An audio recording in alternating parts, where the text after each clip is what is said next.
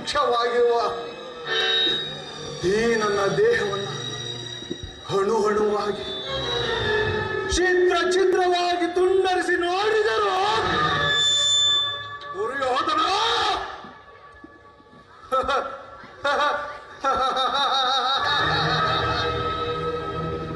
ಮೋಸಕ್ಕೆ ಮೋಸ, ರಕ್ತಕ್ಕೆ ರಕ್ತ, ದ್ವೇಷಕ್ಕೆ ದ್ವೇಷ. ಇನ್ನಾವ ಆಸೆ ಆಕಾಂಕ್ಷೆಗಳು ನನ್ನನ್ನು ಹಾಲಿಸಲು ಸಾಧ್ಯವಿಲ್ಲ ದುರ್ಯೋಧನ, ಸಾಧ್ಯವಿಲ್ಲ. ಅಂದಿನ ನನ್ನ ಸಹೃದಯ ಇಂದು ಕಠೋರವಾಗಿದೆ. ಹಸುವಿನ ಸ್ಪೃಶೆಯಿಂದ ಸೆಟೆದು ನಿಂತ ಕಾಳ ಸರ್ಪವಾಗಿದ್ದೇನೆ ನಾನು. ಕಾಳ ಸರ್ಪವಾಗಿದ್ದೇನೆ ನಾನು.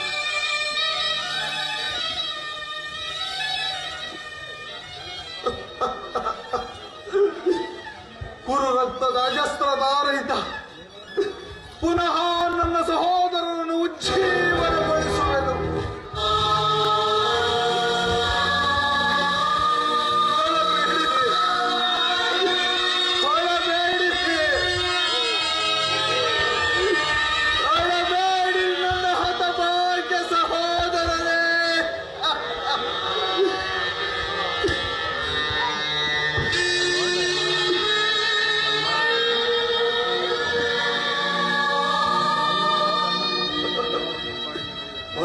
ಬೇಡಿರೋ ನನ್ನ ಹಠ ಭಾಗ್ಯ ಸೋದರರೇ, ಸೋದರರೇ,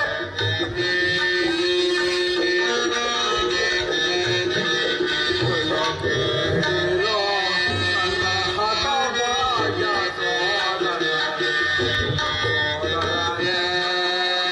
ಸೋದರರೇ,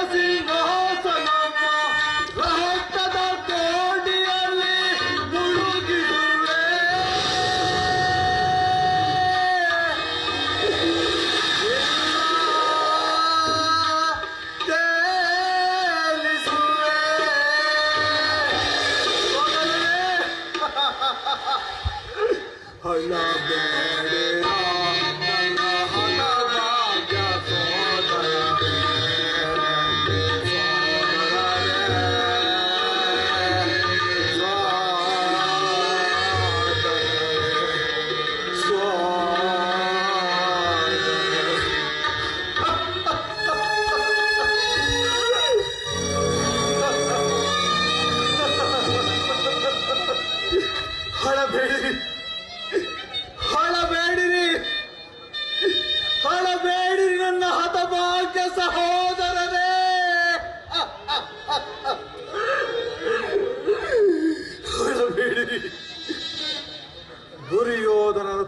99 ಮಂದಿ ತಮ್ಮಂದಿರ ಚಿನ್ನ ರುಂಡಗಳಿಂದ ನರಕದಲ್ಲಿ ನಿಮ್ಮ ನಿರಾಚರವನ್ನು ಮಾಡಿ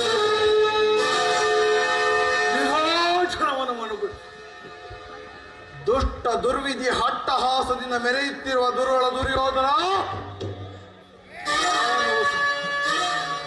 ಸಮಂತ ರಾಜರನ್ನೊಳಗೊಂಡು ನನ್ನ ತಮ್ಮಂದಿರನ್ನು ನಡುಗೂಡಿ ರತ್ನ ಖಚಿತವಾದ ಕಿರೀಟವನ್ನು ನನ್ನ ಮುಡಿಗೇರಿಸಿಕೊಂಡು ರತ್ನ ಖಚಿತವಾದ ರತ್ನ ಸಿಂಹಾಸನದ ಮೇಲೆ ಕುಳಿತು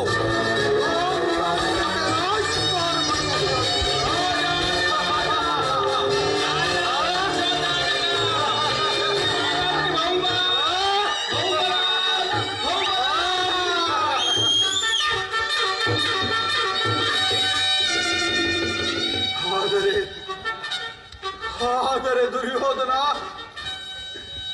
ನಿನ್ನ ಕುತಂತ್ರದಿಂದ ದುರ್ಯೋಧನ ನಿನ್ನ ಕುಟಿಲ ತಂತ್ರದಿಂದ ದುರ್ಯೋಧನ ನಿನ್ನ ಮೋಸದಿಂದ ಎಲ್ಲವೂ ಹಾಳಾಯಿತು. ಗತಸ್ಮರಣೆಯಿಂದ ಭವಿಷ್ಯತ್ ಅಲಕ್ಷ್ಯವಾದಂತೆ ಹಾಗಿರುವುದನ್ನು ಮರೆತು ಪ್ರಯೋಜನವೇನು ದುರ್ಯೋಧನ? ಅದರಂತೆ ನಾನು ನಿನ್ನೊಡನೆ ಸೇರಿಕೊಂಡು ಮುಳ್ಳನ್ನ ಮುಳ್ಳಿನಿಂದಲೇ ತೆಗೆಯಬೇಕು, ವಜ್ರವನ್ನ ವಜ್ರದಿಂದಲೇ ಕತ್ತರಿಸಬೇಕು. ಆದರೆ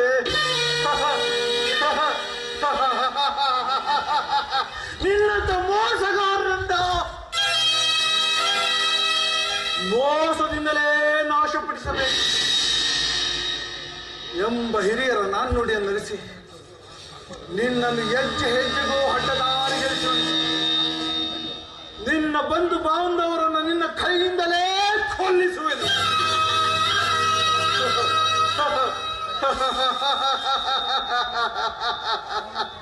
ದುರ್ಯೋಧನ,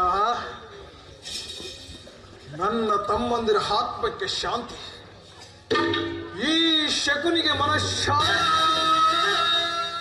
ಯಾವಾಗ ಗೊತ್ತೇ ದುರ್ಯೋಧನ? ಯಾವಾಗ ಗೊತ್ತೇ? ಯಾರು ನಿನ್ನ ಸತಿ ಭಾನುಮತಿ, ಯಾರು ನಿನ್ನ ಸತಿ ಭಾನುಮತಿ ಮಂಡೆಗೆದರೆ ಮುಂಡೆ ಹಾಕಿ ನಿನ್ನ ಚಿನ್ನ ಬಿದ್ದು ಗಾಳಾಡುವಳ ಆ ದೃಶ್ಯವನ್ನ ಈ ನಯನಗಳಿಂದ ಇನ್ನು ನಾನು ನೋಡುವೆನೋ ಅಂದೇ ಅಂದೇ ನನ್ನ ತಮ್ಮಂದಿರ ಆತ್ಮಕ್ಕೆ ಶಾಂತಿ, ಈ ಶಕುನಿಗೆ ಮನಃಶಾಂತಿ. ಏ ಕುರುಕುಲದ ಕಳಂಕ ಕೀಟವೇ, ಮುಂದೆ ಬರುವ ಈ ಕುರುಕ್ಷೇತ್ರದ ಮಹಾಯುದ್ಧದಲ್ಲಿ ಈ ಶಕುನಿಯಿಂದ ನಿನಗಾಗುವ ಹಿಂಸೆಯು ಭಯಾನಕ, ಅತಿ ಭಯಾನಕವೆನಿಸುವುದು.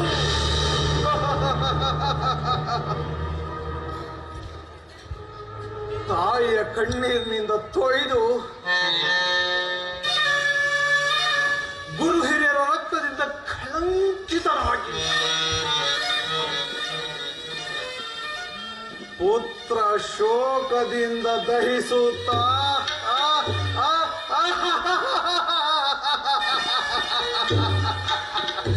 ನಿನ್ನವರಿಗಾಗಿ ನಿನಗಾಗಿ ಒಂದು ನಿಟ್ಟುಸಿರನ್ನು ಬಿಡುವವರಿಲ್ಲದೆ ನರಕದ ಮಾರ್ಗವನ್ನು ಹಿಡಿಯುವೆ, ನರಕದ ಮಾರ್ಗವನ್ನು ಹಿಡಿಯುವೆ, ನರಕದ ಮಾರ್ಗವನ್ನು ಹಿಡಿಯುವೆ. ಯಾರಿಗೆ ಶಕುನಿ ನರಕದ ಮಾರ್ಗ? ಇನ್ನಾರಿಗೆ ನಿನಗೆ ಯೋಧನ ನಿನ್ನ ಆಗಮನವೇನಯ್ಯ? ನಿನ್ನ ಭಕ್ತ ವೈರಿಗಳಾದ ಆ ಪಾಂಡವರಿಗೆ ನರಕದ ಮಾರ್ಗ, ಅಷ್ಟರಲ್ಲಿ ನಿನ್ನ ಮಾರ್ಗ. ಶಕುನಿ, ನಾನು ಮಾಡಿದ ಕಾರ್ಯವು ಯುಕ್ತವೇ? ಚಿಂತೆ ಏಕೆ ಕುರುರಾಜ? ಜಯದ್ರಥ ಕೃತಹರ್ಮಾದಿಗಳು ನಿನ್ನ ಸಹಾಯಕ್ಕಾಗಿ ಸೈನ್ಯ ಸಮೇತ ಹೊರಟರೆಂದು ದೂತನು ಇದನ್ನ ಸಮಾಚಾರವನ್ನು ತಂದನಲ್ಲವೇ? ಅದಕ್ಕಾಗಿ ನಾನು ಚಿಂತಿಸುತ್ತಿಲ್ಲ ಶಕುನಿ. ಈ ದುರ್ಯೋಧನು ಅಸಹಾಯ ವೀರನು ಈ ನನ್ನ ಎರಡು ತೋಳ್ಬಲದಿಂದ ಸಮಸ್ತ ಪಾಂಡವ ಸೈನ್ಯವನ್ನು ನಾಶ ಮಾಡಿಬಿಡುತ್ತಾರೆ. ಆದರೆ ಜ್ಞಾತಿ ಹಿಂಸೆ ಸಹ್ಯೂತಕಲ ಉಚಿತವೇ ಮಾವ. ಅಂದು ದೋರ್ಗೆ ಹೋಗಿದ್ದಾಗ ಕೃಷ್ಣನು ಯುದ್ಧವು ಅಧರ್ಮ ಎಂದು ಪರಿಪರಿಯಾಗಿ ಹೇಳಿದನು. ಆದರೆ ಅಭಿಮಾನದಿಂದ ನಾನು ಅವನ ಮಾತುಗಳನ್ನು ನಿರಾಕರಿಸಿದೆ. ಕೃಷ್ಣನು ಕ್ಷತ್ರಿಯ ಜಾತಿಯ ಪರಮವೈರಿ ದುರ್ಯೋಧನ. ಅವನ ಮಾತು ಪರಿಗ್ರಾಹ್ಯವಲ್ಲಯ್ಯ. ಆ ಕೃಷ್ಣನು ಹಸ್ತಿನಾವತಿಗೆ ಬಂದಿರುವಂತೆ. ಅಲ್ಲದೆ ನಾಳಿನ ರಾಜಸಭೆಯಲ್ಲಿ ಶಾಂತಿ ಸಂಧಾನ ನಡೆಸುವುದಂತೆ ಅಣ್ಣ. ಶಾಂತಿ ಸಂಧಾನ. ಏನು? ಕೃಷ್ಣನು ಹಸ್ತಿನಾವತಿಯಲ್ಲಿ? ಹೋಗು ಸಹೋದರ, ಕೃಷ್ಣನ ಹದಿ ಸತ್ಕಾರಕ್ಕೆ ಸಿದ್ಧ ಮಾಡು. ಅಣ್ಣ